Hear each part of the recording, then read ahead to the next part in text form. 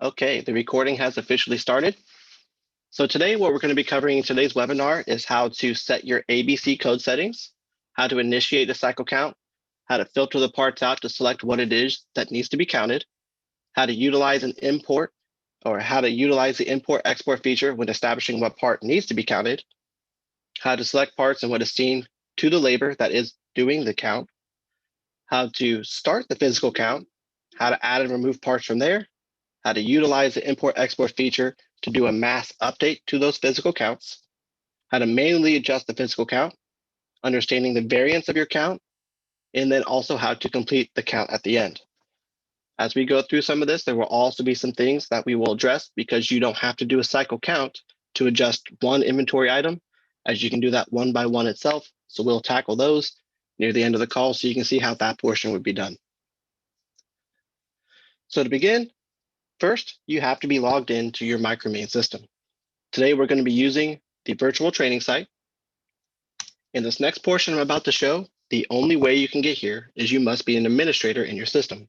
So if you are not seeing this cog icon down at the bottom, please contact your site administrator. They may have to give you some admin licenses if it's available to you. So that way you can make those adjustments. So within configuration, we're going to go under the maintenance settings tab. Then about halfway down the page, you're going to get down to where we talk about inventory. And for today's webinar, we're going to be focusing on the ABC code. The ABC code is established to each and every part in your system as long as you are capturing it.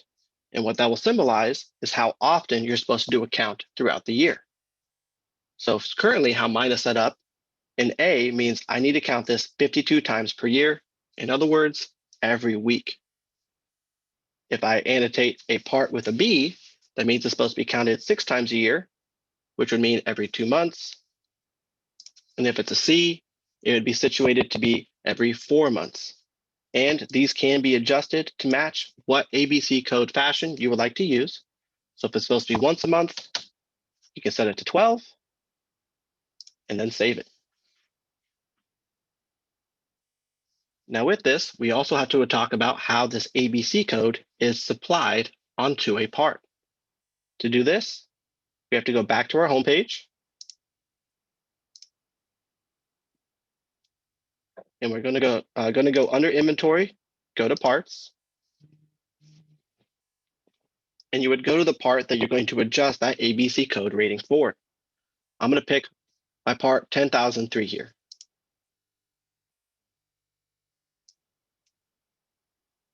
Now in here, you're going to find the ABC code portion right here, which since it's set to B, it's also telling me that it's counted 6 times per year. And if I adjust it, you'll also see that adjust here to the time of year or the multiple times a year you're expecting to count it based upon those configuration options. So before I move on, do we have any questions over the ABC code and what it's utilized for?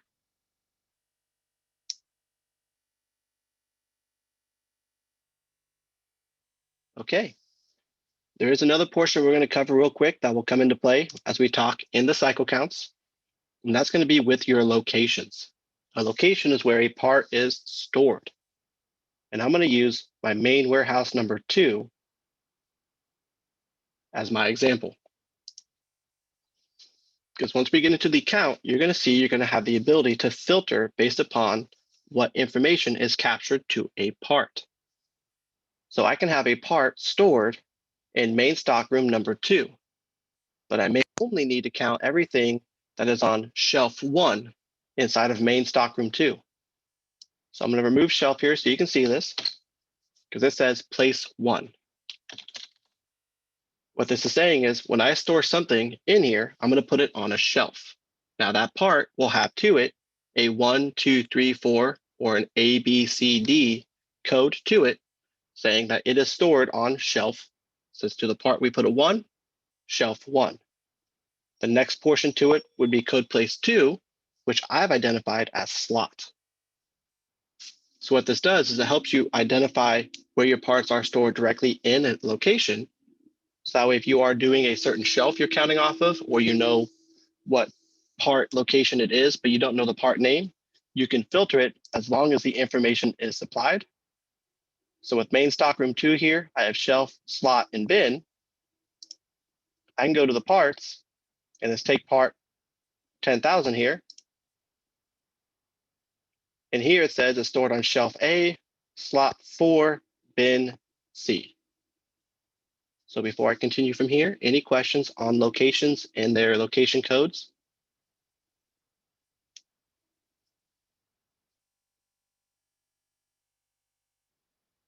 All right. Now for what we're really here. How do we do a cycle count? I'm going to take it back to the home page. Just know you're going to find this under the inventory section and with counts. So I could have went straight there, but in this case, taking it back to the home page so everyone has a good basis of where we're starting from. I'm going to go to inventory and into counts. Now, when you first come to this page, just know if you have done cycle counts before and they are marked as completed, they will no longer show up to the page. I want you to know that they are here. If you want to see cycle counts you have completed in the past, you have to click show here because by default, it's going to hide the ones you have completed. So if you do want to see the others, just turn show on and you can see the previous counts that you've done and marked as completed. Now from here, we have to start a new count. And to do that, very common theme with Micromain Global, whenever you want to do something new, top right corner, create a new count. Now by default, this count name is going to automatically name itself. In our case, it became count 6. So if I were to save this and create another count, it would automatically become count number 7. And if I kept doing it, it'd be count 8, 9, 10, and such. But you can rename this to be whatever you want. There is a caveat to that. Once a count's name has been taken, so if you just keep doing weekly count, that would only work the first time. Then it would have to become weekly count 1, weekly count A, some sort of direct annotation as to directly what that count was. That's why we recommend using the counts as they're established as count 6, because the description is where we expect you to put that information. If it's a weekly, if it's a monthly, if it's semi-annual, put that into the description box because you're describing what this count is covering and what it's about. The next field here is labor. What this is going to allow you to do is from your resources and labor section, sometimes it's your technicians that go out there and do the count for you. This portion will come into play later because if a person is listed to do the count, for instance, Alicia Combs here, when we do the physical count later on, we are granting Alicia the ability to update what that physical count was. So this is where you'd want to list who is doing the count so they can finish that other end of the information for you. Just know that if you are an inventory manager or an inventory admin and you're doing the count yourself, you do not have to put yourself in as labor because those are one of those two roles you have in order to start a count up. Now the next one here is going to be the site. For some of us here, we may have a multi-site setup. So depending upon what your site designator is, when you pick a site, the locations found at that site are the only ones you'll have a selectable option from. So if you are doing a massive count for multiple facilities, you may want to pick the root site so you can see all of your parts and inventory. Just know the best way is to go directly to a site and then work with that location directly, as it will keep the flow a little bit easier for you. The last two here are the start date and the end date. If you don't fill these in now, don't worry, it's not a problem, because as you do mark that you're starting the count, whatever date that is, which in our case would be today, it would automatically put in 4/7/2021. Same thing applies with the end date. When you mark it as completed, that end date would automatically become today's date as well. But if you have a date range you're going to work with when they can start and when it's supposed to be finished, you can use these just as much. We could say that you're going to start this count on the 12th and you have till the 16th to get it done. We can use it that way as well. The last thing to talk about all of these, don't worry if you make a mistake here. After we hit save on the next page, all of these can still be changed and updated as well. So I'm gonna go ahead and hit save. And I'm gonna open up for questions. Does anybody have questions for this as we go to start and establish the account?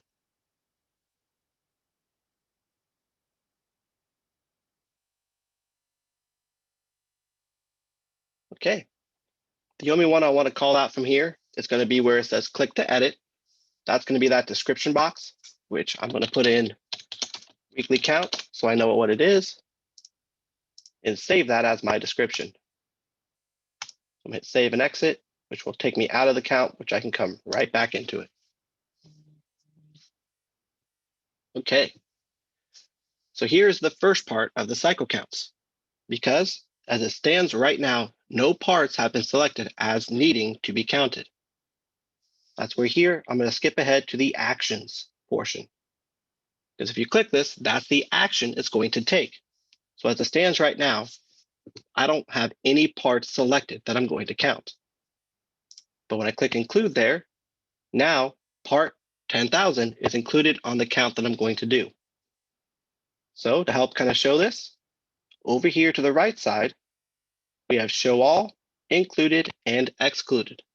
So if you ever want to see what's on the count you plan on counting, switch it to included, and you'll see a list of the parts you plan on counting. Just the opposite, you can see what was not counted, what was excluded in this case. These are the ones you can still put on to include into the count. I'm going to go ahead and tell it to show all and remove this from the count because I'm going to need this for the next part that I'm going to be showing in a little bit. Because now from here, it's going to be really hard to go through all the parts you may have stored in this site. So right up there, we have the expand portion. When you open this up, based upon what you know about the part or parts you're looking for, you can use that to isolate the field down here to pick what you are going to include or does not need to be excluded. So on my manufacturing plant, I have the ability to count more than just one location. And I want to isolate this list to just be that main stockroom number 2. So that's what it did. Down below, these are the parts that I have marked as being stored in main stockroom number 2. Now I can take this a step further because here's that aisle shelf bin, or in other words, as we call it, location code established. So I have A4C, 13A, 37B. So this first A corresponds to place 1. So if I want to look for everything that is stored on shelf A, I can now isolate that field to where we have this for A4C, and it's also pulled up the cabinets because it found the A in the cabinet. I can also switch this to be just a 1 because I have things stored on shelf 1 as well, which will still pull in the cabinets.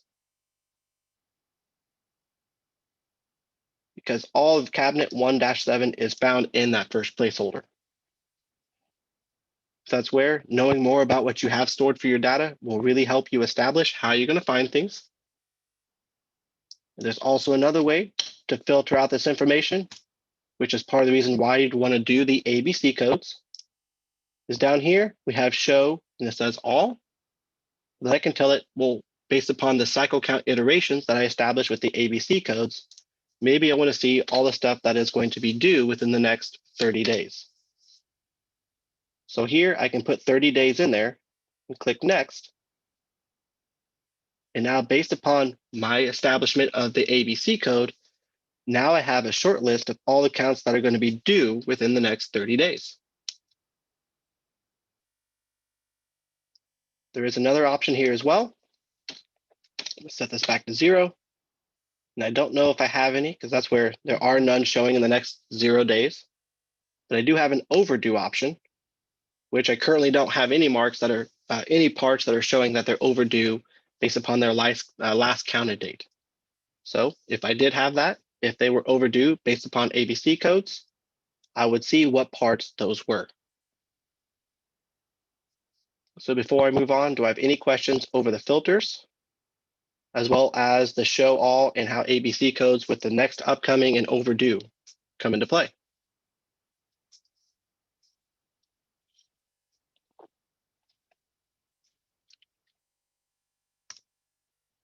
Okay, so I'm going to put it back to show all, because we also have one other feature to this.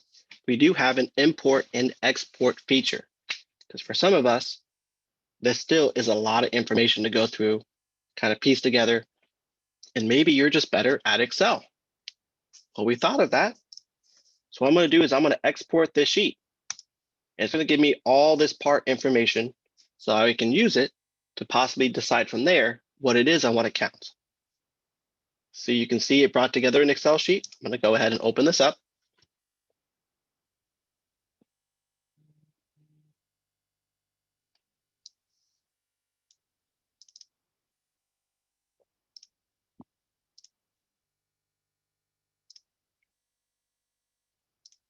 Now we got this really big Excel sheet that gives us all this part information. We have the part name, where it's stored, a description, the control number, its aisle shelf bin annotation, when it was last counted, its cost, last cost, min, max, reorder, ABC code, and such. So based upon how you store your data, you can bring this up. And if you know a little bit about Excel, you can use this to help isolate what it is you want to see. So for instance, I could say, I want to count everything that has a cost greater than such dollar amount. Well, I just established that here because now I'm looking at everything where the cost is over $500. From here, I want to talk about what you can change to this template. Because even though you have, let's see how many fields, 25 fields here, only one can be used to update anything in the system. And that is column A. Column A is the included field. And right now they're set to false because I have told it they are not included into the count. However, and I'm for just pick the top 20 or so for training, if they are meant to be counted, you can go through and mark which ones you want to count and set those to true. So I'm picking row 2 through 27, which in this case is going to be 25 parts. And I'm going to resave this. So before I go on, what questions do you guys have either about this template or how it's used at this time?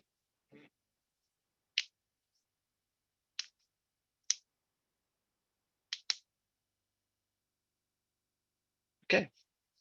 So the reason why I'm saving this is I'm going to use this exact same template to import back into here. So I'm going to import sheet. I'm going to find it in my system, which is right here. Click open and upload. Now, as it goes through, you're going to see a lot of these change from include to remove because it's going to read what the template says and it's going to go through and put whichever ones had true to it, put those as I'm going to count them. So 26 parts were successfully included. And that's where, as we get down to the page, you'll see where it stopped.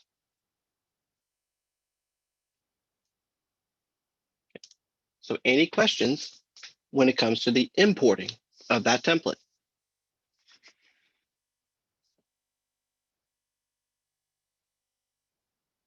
All right. So here we are. We've already decided what we're going to count. Now it's time to actually start the count. And that's right here.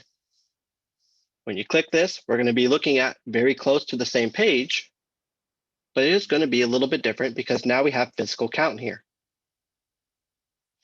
So a common question that we would get this time is, well, what if we want the technician to do a blind count? And you forgot to turn a feature on because we have that ability. Don't worry. You can always go back to defining what parts were meant to be counted. Just by clicking here on the pencil, it will take us back to that page we were on before, and we can still add more parts remove parts, as well as display what we want the technician or the person counting to see. And that's where this little cog comes into play. When you click here, you have inventory columns. So if you plan on doing a blind count where you don't want them to see what you are currently showing as your physical on-hand quantity, you can turn this off. So I'm going to save this so you can see this real fast. Because now when I hit start, as you saw in variance before, variance is no longer here because that technician may not need to know what that is. So by turning it off on the other page, he can't see that. Now, if you are an inventory manager or admin, just know that's where the technician would no longer have that icon, but you would still have it. So you could always go back and turn it back on at any time. So that way, if you need to see it, you can turn it back on for yourself. So here's that variance once again. Now there's also other fields we can have be displayed in this table.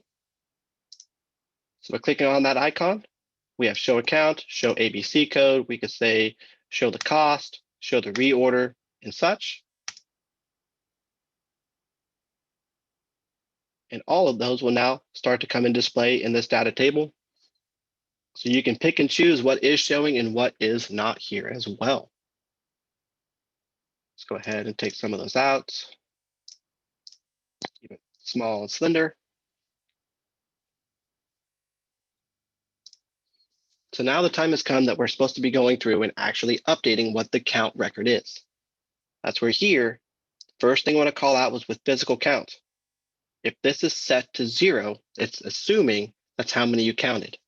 So if it's not 0, please make sure you put in what the count is. As you're going to see in a little bit, I will intentionally leave some of these as 0, just so that way you can see what would happen. So this is where the technician would be going out and doing that said count. They would be going to this part in storeroom 1 and saying how many they counted was on the shelf. So I'm going to say 94. Now the same part, but in warehouse 1, he found, let's say 102. Same part, but in tool crib Acuna, they found 100. From here, this is where, as the technician is going through, if that's officially what they got, they can click submit. What submit will do is it will not physically change what you have in inventory just yet. Now, I'll tell you the answer to that one is you click adjust, but we'll train that in a second. Because there are times where, for instance, this variance is a -6. Now, this may not be a write-off where you can just say, whatever, that's not a problem. You may need to go in and investigate this. That's why you have a submit, an update, and an adjust option. Because if you go out there and you go, oh, he miscounted, there's actually 97 there. You can click update, and it will update that count. But at the end, when that is finalized and you have what you need, that is where you would click adjust. Now, when you click adjust, usually if it's a 0 or there was no change, you would do a bulk adjustment to reflect those because there are no additional notes that may need to come with it. So when you do an individual adjust, you will get this screen where you can put a comment. That's where here, if we're taking this down by 3, good chance is you want to annotate why. Was it not accounted for on a work order? Was 3 of these broken when they were received? Were they just bad parts? That could be the case. So I'm going to say here,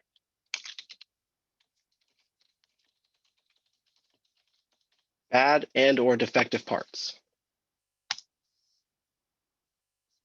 So far, any questions over the comments and doing the adjusting, well, the submitting, updating, or adjust portions to the cycle count?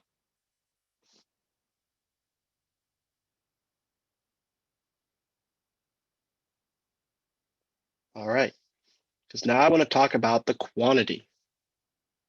Because if this is a negative number, I don't know if you can hear this, but you cannot change that unit cost.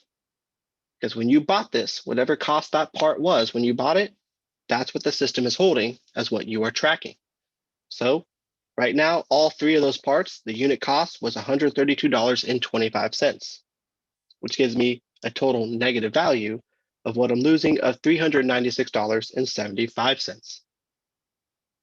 And you'll see as I go through, that will start to change.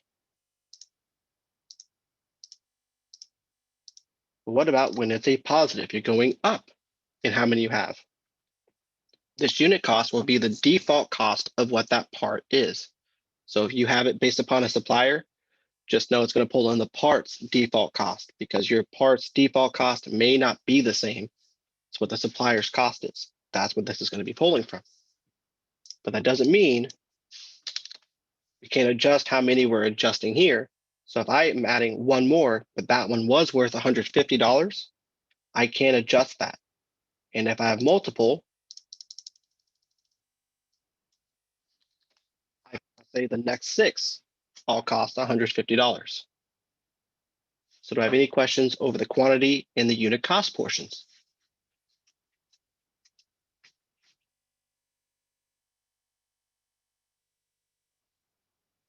All right, so I'm not going to submit this yet. I'm going to go ahead and hit close. And I'm also going to come over here because you can also do bulk updates, submittance, and adjustments. Just know that when you do it this way, you don't get that comment box. So that's why I say when it's the ones that don't have a change, go ahead and submit those and adjust them, because they probably have no comment that needs to go with it. Everything was just as it was supposed to be. But for me, I want to unsubmit this. Maybe I got ahead of myself and I put it on the wrong line. That happens. So here from the more options, you can either clear what's in these selected fields, unsubmit like I'm going to do, update them, or delete. And just know the delete option here is only there for the admins. A manager wouldn't be able to remove this from here without going back to the previous page. So when I click unsubmit, this variance will fall off. And it was like nothing ever happened. Now there is more to this as well, because in this count, you still have filters. So you can filter based upon a specific part. If they had to go out and refine that part, recount it. If you know the control number, which is the barcode, based upon locations, as well as the bin code placements. But there is another option here. We still have a second import and export feature. So I'm going to click here and I'm going to export the sheet.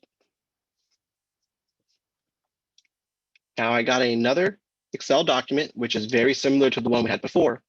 But if you remember from the first one, only one field could be adjusted. So that way you can reload it back in. This one is a little bit different. You still have a lot of that same information. So you can use it to filter based upon a description, based upon control numbers, your bins, last counted, and costs. But there are only 3 fields in here that can be updated and the system will take. That is physical count, is submitted, and submitted date.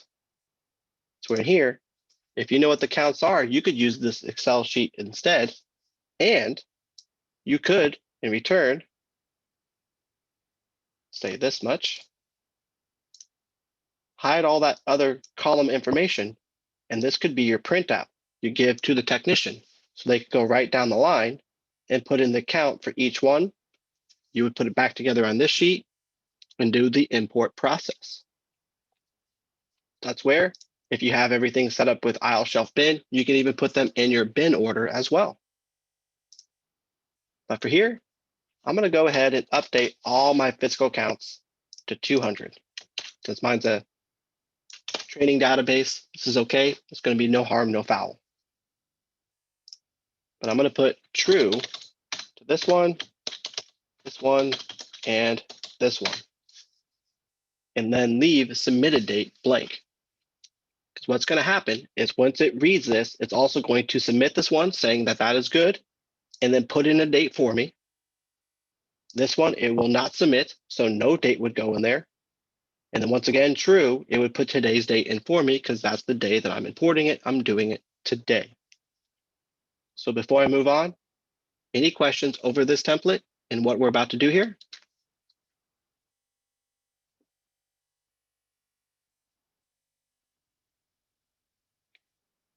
All right, so I'm gonna hit save. So I can save this template as it stands right here. Go ahead, close it out. And I'm gonna re-import that sheet by finding it somewhere in my system. So choose File. Should be in my Downloads, physical count number 6 right here. Open and upload.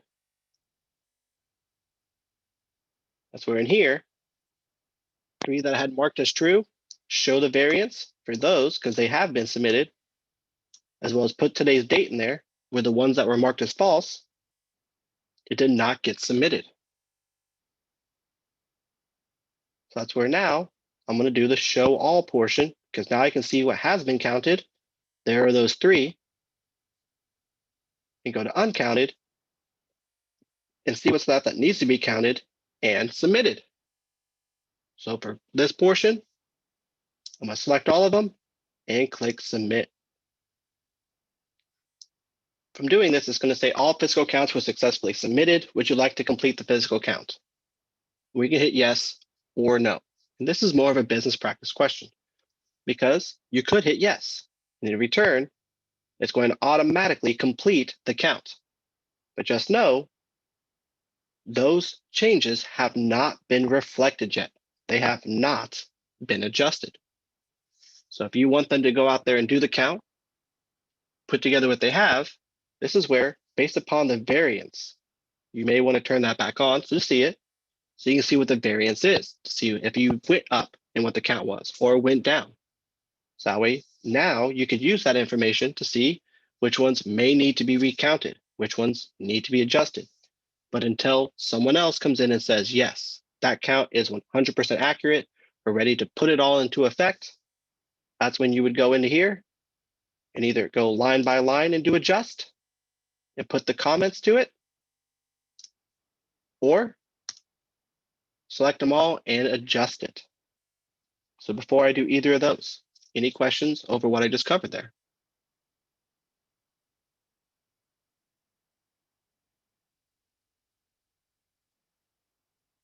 Okay, so I'm going to do the mass adjust here, because you're going to see that this on hand is now going to change for all of these to the 200, because that's how many I'm saying I physically have there. So adjust, click OK. And now the on hand has officially became 200 for all of them.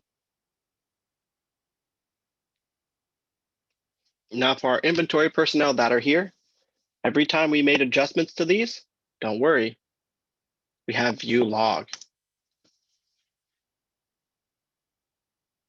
Because in here, every adjustment we made has happened. So let's put a timestamp, what count it was to, the part, location, the action that was taken, the old value, and then the adjust. So as we went through all this, we have submitted, action submitted, and we'll start telling you all this information.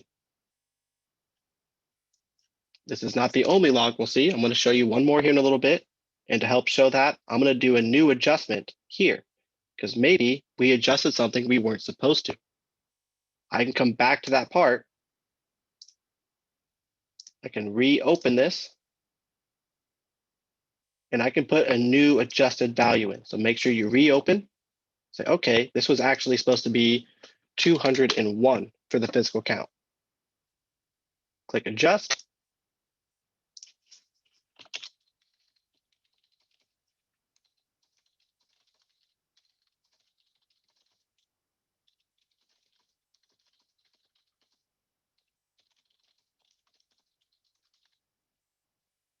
And click create. Oh, sorry, missed that. Got to put how many it's going up. So I'm going to say that I'm taking it up one more, then click create.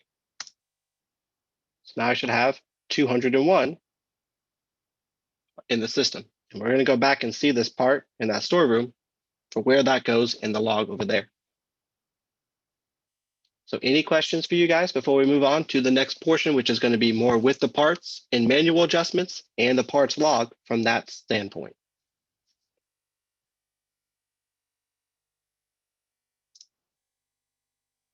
I'm going to go complete this out. Now we're going to go directly into parts, because with this feature, if there are those times where you just do a random inspection and you notice one is wrong, you can go directly to that said part. more importantly, to that part and its location and adjust how many are there. That's what I'm going to do here because I said that part 10,000. I adjusted it, but maybe I was right the first time. It wasn't supposed to be 201. It was supposed to be 200. Well, I can come to this part and all the way to the right side under the actions icon, we're going to find adjust. This is going to be very familiar, but the big difference here now is inventory location hasn't been established. So if your part is stored in one location, it will default to be that location. It will be the only option you'll see here. But I want to change what's in my main stock room. I want to say I want to take that back down by 1.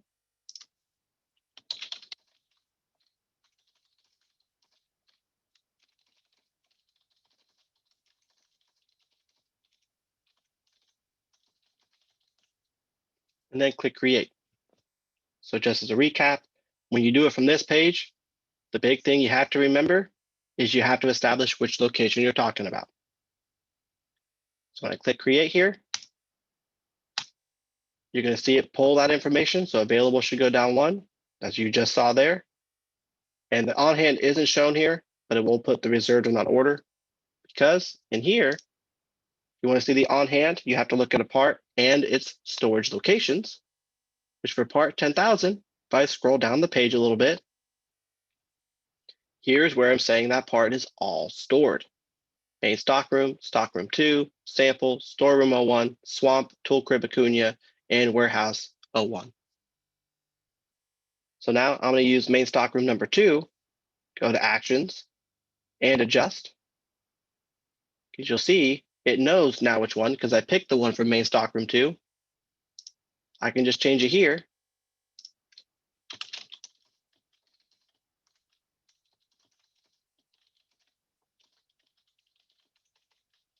And put that comment in, click create. So before I move on from here and go to the parts log, any questions on how to do the manual adjustments of a part?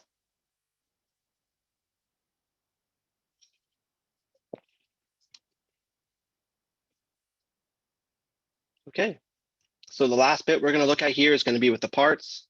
When we're looking directly at a part, we can look at a parts log. And this is why those comments could be highly critical. Because every time you see a manual transaction adjustment, it's almost always going to be a red flag for your management and for your higher ups. But when you make those manual adjustments, those comments you made follow with it. So try to put into those comments what the count adjustment was made for, because that may help answer that question for them so they don't have to reach out to you to get the justification as to why. But in here, you can see the action of adjusted, adjusted, adjusted, count 6, and all the things that happened to it, even when we added and took away from. And then even with the parts log here, you can see when a part has been reserved to a work order and what tasks directly, when it's been issued to it, when it has been adjusted, and based upon the account, when you've ordered it and received it. You get a lot more information from this part page, in this case, the parts log page, than what I'm going to be covering on this call. But you do get to see those manual adjustments. Just make sure you do put a comment. Otherwise, it's an even bigger red flag that you're probably going to get an email or a phone call to get clarification as to what happened. So before I am done with the video, do we have any questions for you guys that pertain to what we covered in training before I stop the recording?